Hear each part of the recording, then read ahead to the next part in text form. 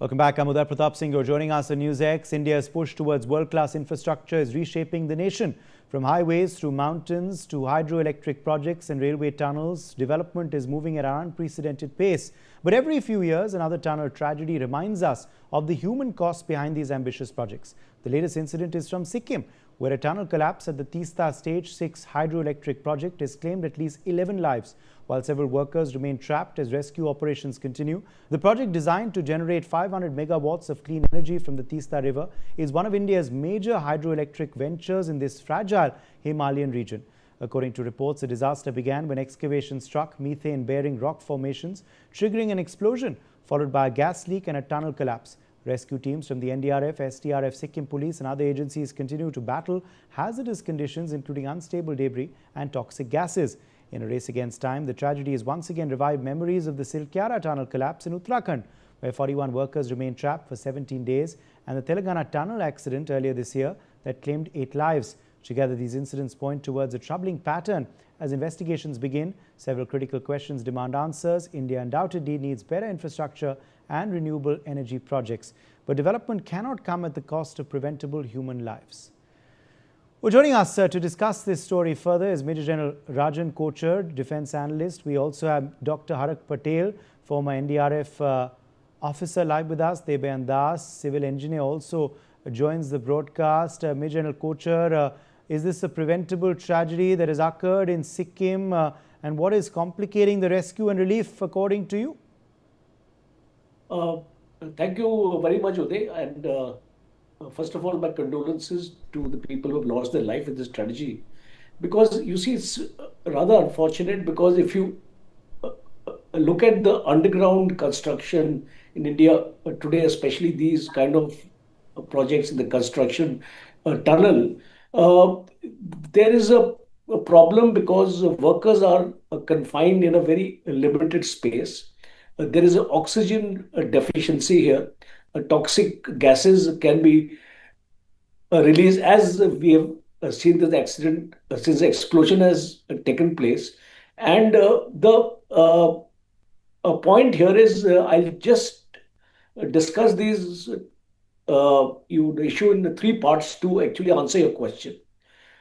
The first part is we have to understand the environment in which this action is being taken place. As you rightly said, that it is that young Himalayan geology, high groundwater ingresses there in these areas, fault zones are there, and methane pockets also develop in this kind of a project, and limited access routes. So if you understand these hydroelectric tunnels, a large volume of combustible gases are exuded from here.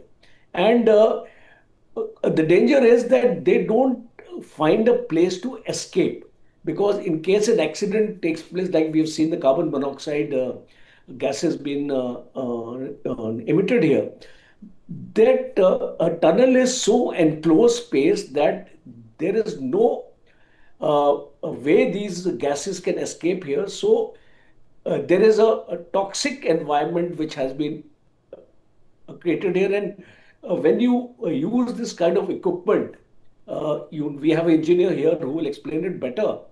We have the excavators, we have the dumpers, we have the loaders, we have the drilling rigs here.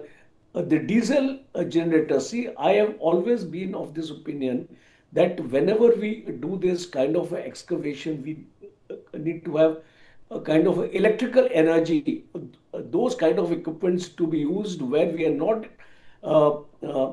dependent on these generators kind of a thing.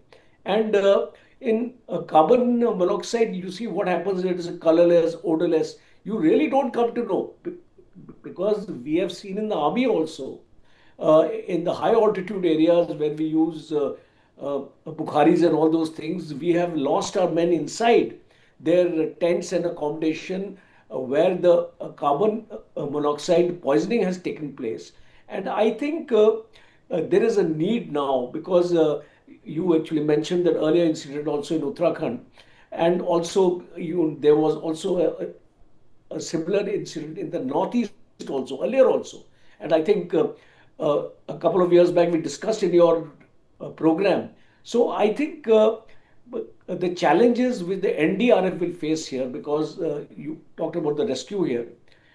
Firstly, the limited visibility, because once you enter, the persons who are coming into rescue also have to ensure that they don't lose their lives. So their equipment also has to be designed in this kind of a manner, and some kind of communication has to be established with the people inside. So exactly you know where to reach and whom to rescue. And NDRF is very, very efficient organization. Let me tell you, they have multi-gas detectors available with them, oxygen concentrators are available with them, self-contained breathing apparatus is available with them, protective helmets and all that, ventilation. So now I think a larger issue here, I would just sum it up, is that whenever we go in for these kind of projects, we must ensure there is a ventilation available. That whenever any kind of explosion takes place, there is bound to be a release of gas. And where this gas is going to escape, I think that Okay. is important to Okay. understand. And I'm sure Yes.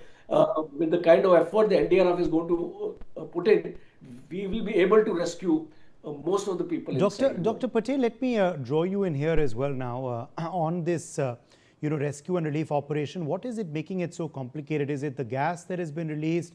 Is it the terrain there? Is it the weather? What do you believe has led to the complication of the entire operation that we're seeing unfold? Thank you so much for that question.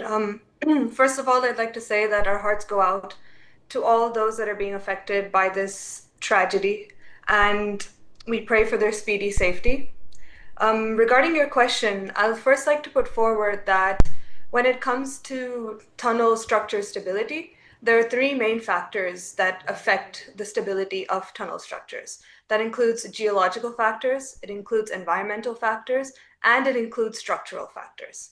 So all three of these aspects need to be taken into consideration when looking both at response as well as prevention.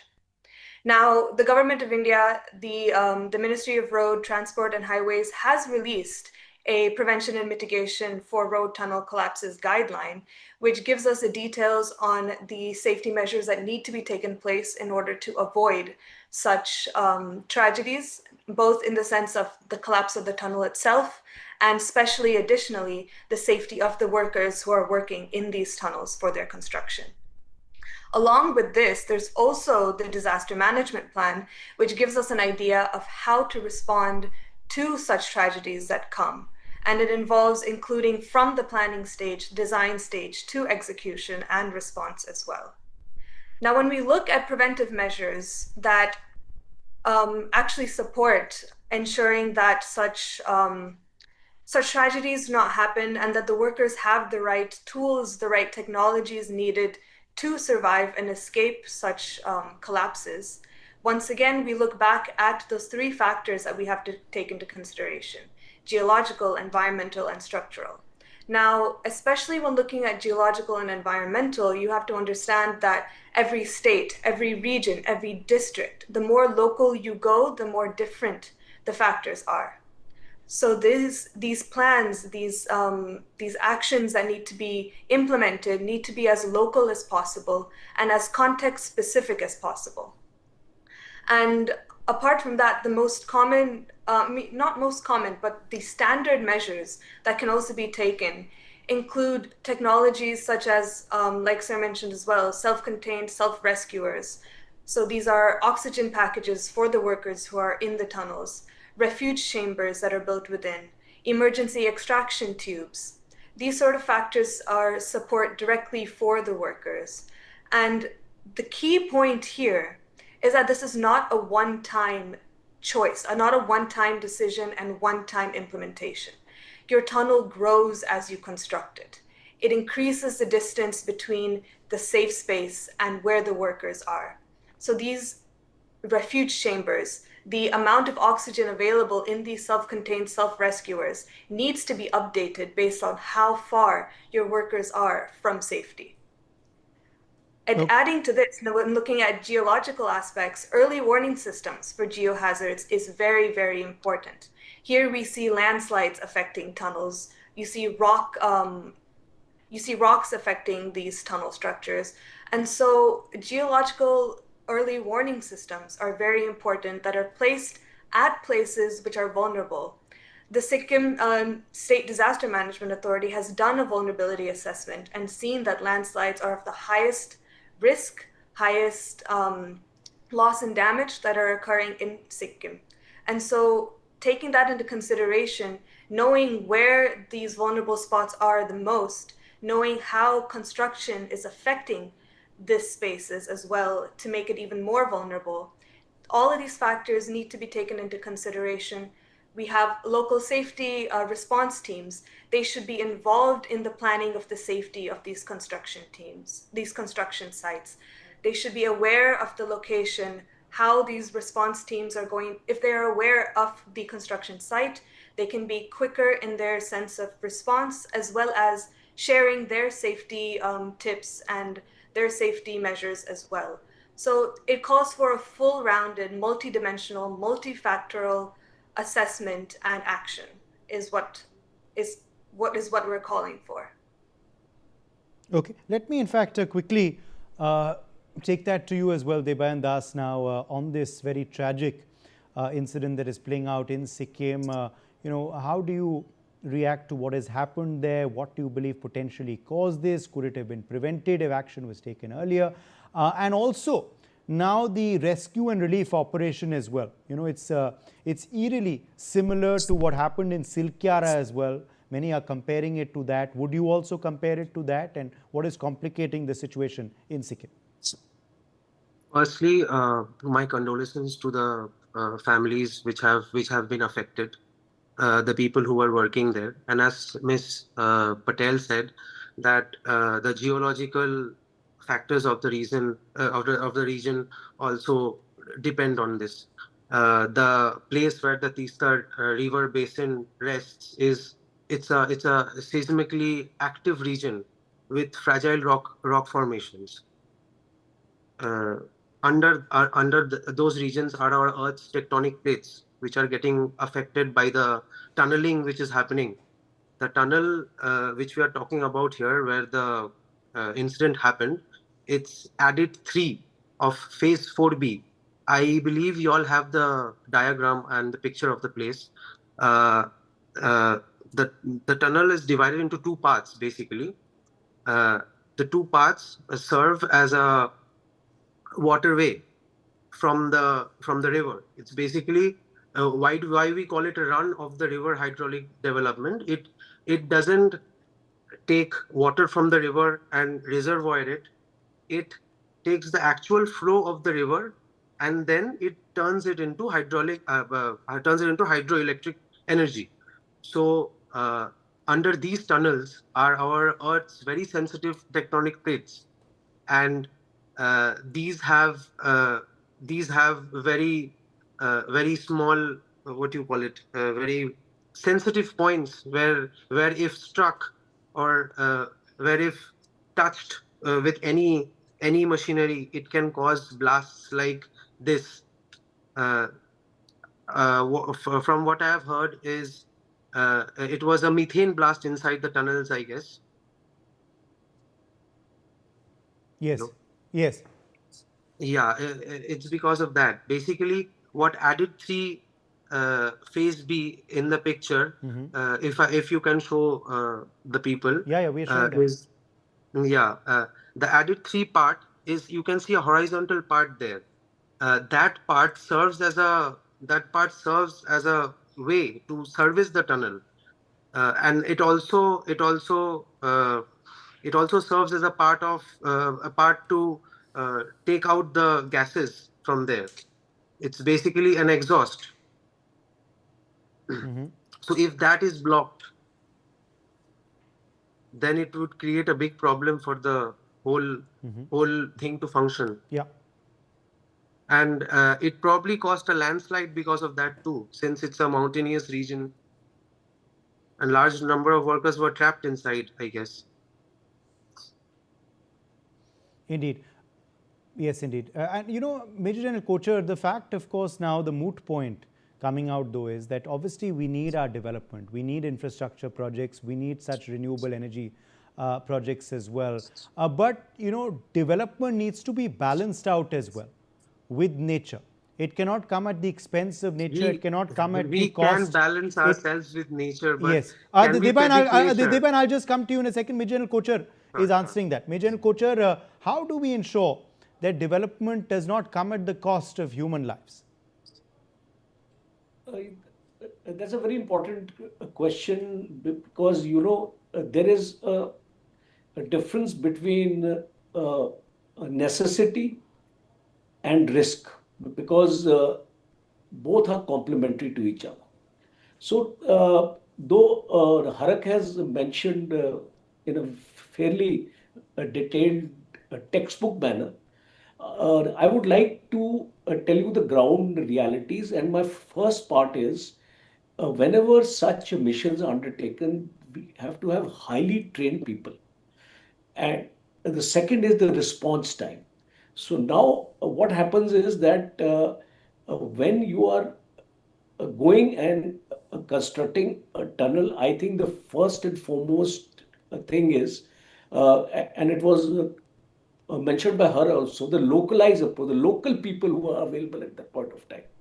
So now we need to, and while discussing the previous episodes also, I was on your program, and we felt there was a need to have a better training being imparted to the locals of that area so that the first response team, because see, these are very specialized operations. You just can't enter the tunnel and start walking inside because you have to be prepared yourself for the rescue.